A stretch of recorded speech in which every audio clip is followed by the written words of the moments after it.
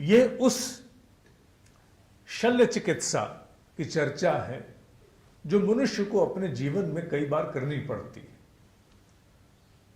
शल्य चिकित्सा अर्थात द सर्जिकल इंटरवेंशन। कई बार जीवन में ऐसे पक्ष आ जाते हैं कि हम अपने आप को ही समझा नहीं पाते, हम अपने आप को बदल नहीं पाते, हम अपने आप को व्यवस्थित नहीं कर पाते, हम अपने आप में हुक नहीं भर पाते, हम अनेकों प्रकार की नई रचनात्मक विचारों के साथ संसर्ग नहीं कर पाते, हम अपने ही बंधन बन जाते हैं, अपने ही अवरोध बन जाते हैं।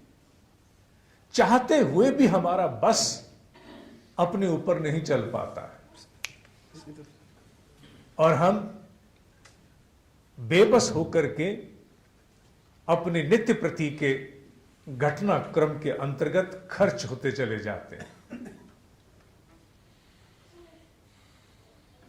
मनुष्य होकर के कई बार यह विचार आता है कि मनुष्य होकर के अगर मनुष्य का अपने ऊपर नियंत्रण नहीं, अपने ऊपर हस्तक्षेप नहीं, तो फिर मनुष्य होना व्यर्थ है। कल रात में एक छोटी सी वीडियो देख रहा था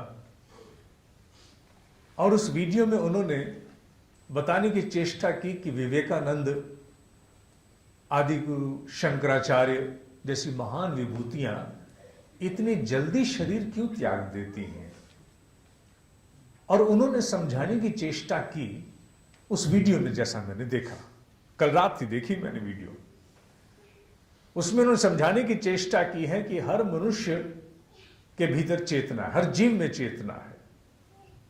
एक चींटी में बड़ी सीमित स्तर की चेतना है, एक चींटी को अपने आसपास की दुनिया का कोई पता नहीं है, एक चींटी को इस बात से कोई लेना देना नहीं कि किस पार्टी की सत्ता दिल्ली में आई है, राष्ट्रीय स्तर पर कौन प्रधानमंत्री है और भारत को किस प्रकार के खतरे हैं। एक चींटी को इससे कोई लेना देना नहीं, जबकि चेतना चींटी में भी है और मनुष्य में भी है। भेद क्या है?